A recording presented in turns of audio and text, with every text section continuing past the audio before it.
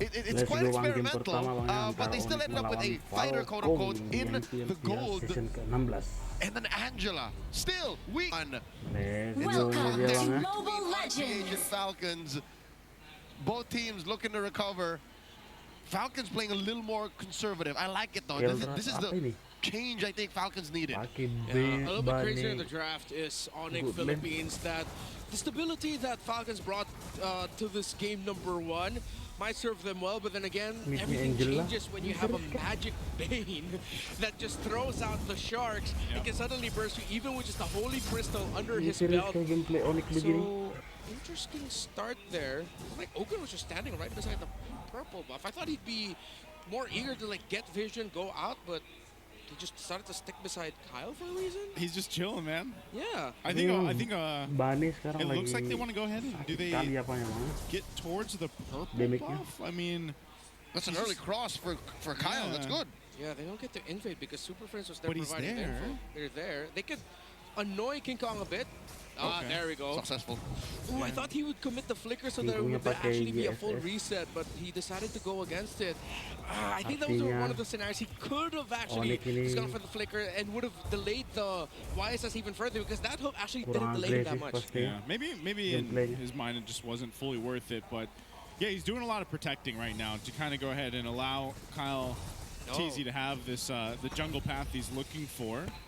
So King Kong will go ahead and grab that, and they'll get back to it. Amazing response here by King Kong to the early annoying rotations by Ogwin. This proves why he deserves to be #1 gold per minute average. Nothing can stop the beast from his prey. Flap Easy here tries to pull out this XP crab. Oh, these big frontliners. This is about to be a big fight. Unless all this for the first turtle of the game going to be started up. Again, both roamers just kind of standing off here because they don't have the level 4, but they're going to force a fight anyway.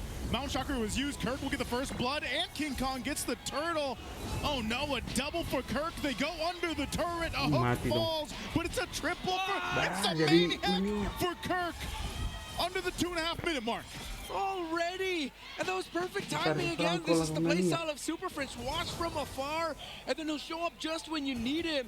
It set up the Arlot perfectly. Again, that's one of the conditions we put onto the table. We're playing around this Angela for this early game. It's like having an Angela CC, except it's like really more devastating. Another question, why was Falcons way too focused on that turtle? I was just going to say, man, Kirk getting that Maniac, getting the 4-0 ahead of Flap TZ's Lapu Lapu, basically makes the job for Flap even that much harder now. I'm not usually one to say you should have done this, but given their lineup, given the 3 heroes that were near the turtle, they should have just delayed. They could. Yep. That's how chunky those dudes are. But then again, here we are, 2,000 gold up for Onyx. That's what they gained with that first turtle and these 4 free kills on Kirk. I'm pretty sure he missed playing. Yeah, the moment Kyle TZ dashed into the turtle pit, I was already scratching my head. The moment Ogwen and Few also joined him under there, it's like, why? Let's all do this together. He's like, okay, you all decide to go die on this hill, but why? Mass hysteria. Yeah. Only a dude. They just follow each other. And we die as one. You know what? It's not too late. Kyle DZ here trying to catch King Kong. There's the hook. Iron Hook's going to land on Super Friends. They'll get 1 kill, but they're going to have to trade it out for Kyle. As Brusco picks up a kill himself. So the 1-for-1 trade, but still, you know, was that worth it? Was that worth the play there for Team Falcons? Can you take a trade of your jungler for the opposing mid laner? Okay, they'll sort of balance it out by starting the leash for Kyle TZ already. So he should still be somewhat up to speed, but at this point, King Kong is unstopped. King Kong's just gonna keep going. Oh my God! God. That's what I would call the deadliest catch. Big damn, but the fight for the second turtle. Brusco, in front of it all, they're gonna fight for it. Kirk has the hard card. Kyle TZ will be able to get the turtle. A final slash again. They've got nowhere to run. Oakwood has to flicker out defensively. And now Kyle TZ is gonna be in trouble. Mount Shocker gonna be used. He's crowd controlled for days. Another kill. Onyx doesn't care. They're going to go for Flap next, and he has to burn the flicker to survive. All right, so much happened after the sequence up top, and they're not stopping. Flap jumps in with the Bravest Fighter. He will get a flicker out from Super Friends. A couple shots from Super Marco. Ogwin collapses back down. They already used the Bloody Hunt, but now Kirk trying to get out of this. He's in trouble too. They're going to go for it. There's the jump from Brusco, the flying cloud from Kyle. He uses the retribution to chase down Kirk, but a great distance. What an iron hook will bring Brusco back for the fight, and he can't escape this one. Team Falcons worked for it, and at least they got something. It is not the cleanest MLBB, but Ogwen is literally trying to save Falcons from swimming with the sharks. And you can't just overly rely on the Franco counterplay around the hook, because Onyx, you take away the hooks, they're 100% playing better than Falcons right now across the board. Everything that they're doing, the timings of Kirk, Super Friends timings with the heart guard, they're just getting caught off guard by Ogwen. Oh my god, not to mention Keller just popping up from out of nowhere, waddling his way through a fight, throwing out an ult, and then calling it quits. He currently has a Holy Crystal already. That is what this 2K gold lead Onyx is sitting on, affording him. And not to mention this whole Ogwen situation, literally, Ogwen can only solve one problem at a time. He can only address one thing that Falcons is dealing with, while Onyx has the onus of just having Fringe choose a target. If they can find that perfect timing, then Onyx is getting away scot-free. They really need to catch up Flap TZ and Kyle TZ with the items, because, yeah, Ogwen's just your catch guy. He's not your main frontliner. Yeah, he's a threat, but you need the Fredrin and the Lapu Lapu to be able to hold long enough so that Falcons can fight. Okay. This is the one they're going to go ahead and start up. You can already see it here. Infinix hand cam brought to us by Infinix. They're going to force the fighting weight. Bravest fighter jumping in from flat. King Kong just swoops on in. He'll get the turtle. Kirk has the hard guard. He's going to go for the final slash play here. A jump forward. They go down, but Kirk's taken out by the Appraiser's Wrath, and now Ogwen going to be next. Brusco will pick up that one. The 1-for-1 trade, but Onyx got the last turtle of the game. Kirk for Ogwen. And for those saying Kirk spent too much time setting up the perfect final slash, he did get it anyways. It's just, I think this time, Falcons used one of the main strengths of their lineup. They put up that solid front line that it doesn't matter, even if Kirk got it, and they took him down along the way. Damage isn't quite there yet for Onyx. Flap, he's holding on! Flap, what's he going to do? Bravest fighter, but he's under the turret. Mount Sharker's going to be used. Shaker, he does flicker out with the Deadliest Catch. Who kicked them down. King Kong does get hooked, though, so Ogwen able to capitalize something. Again, it's literally Ogwen saving them. That could have been a massive L for Falcons, but one hook changed it. Kirk? Oh, no. Kirk, he does have the hard guard. We've seen Arlott do this before, 1v2. Super Marco will have to get out there with the flicker, but that might be it.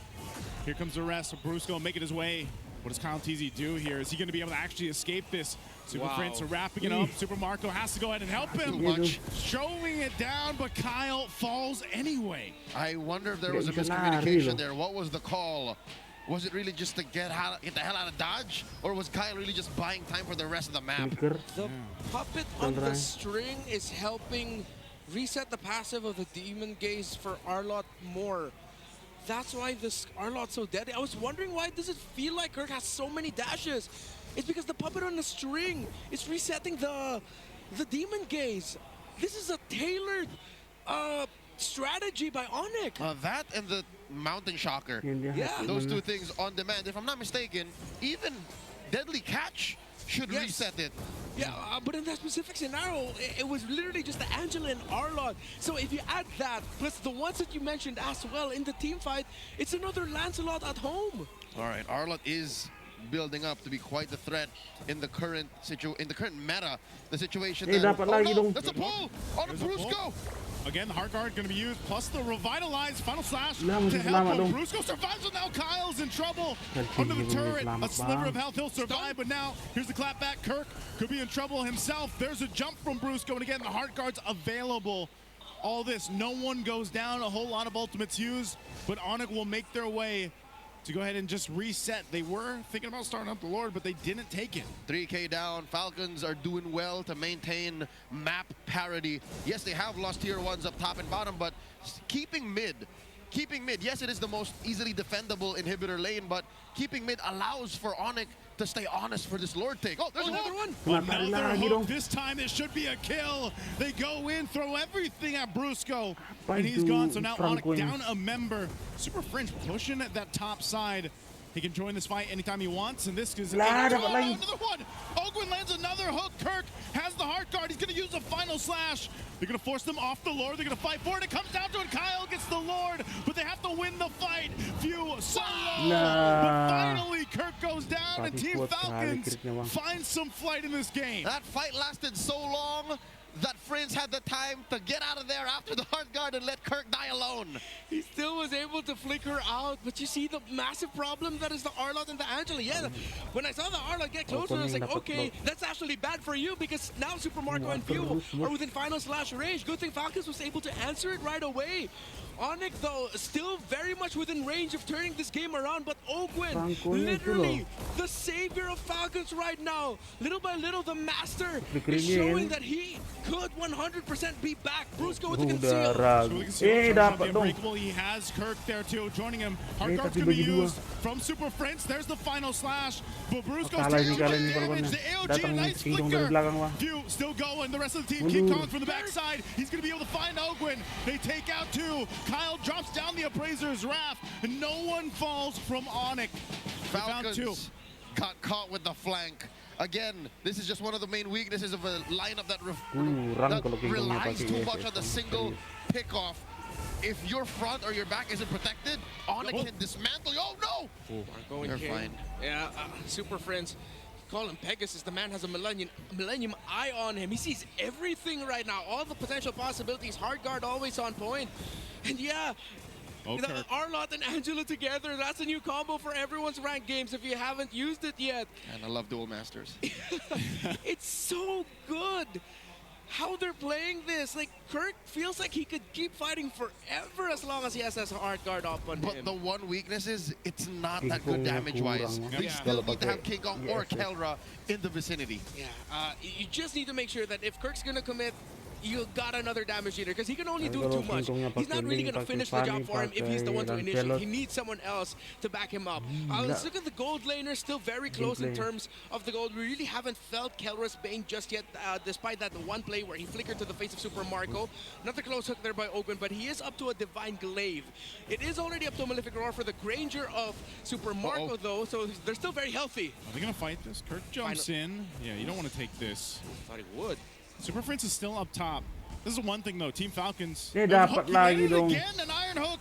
Heart guard's gonna be used. Now Brusco, probably revitalized, but it's just way too much damage now. Team Falcons. Again, Ogwin will find Kelra the perfect mark, giving Super Marco a double. What is with Ogwin's Franco this game? The master is a messiah. He cut down that gold lead down to 700 from almost 4,000. I've become quite jaded with Falcons this season that right now I can't completely wrap my head around seeing Ogwin and Flapteezy combo after combo. He didn't have the bite for the second hook, but he had the land trigger Flapteezy who timed it perfectly to cap that off. That's another Lord for Falcons.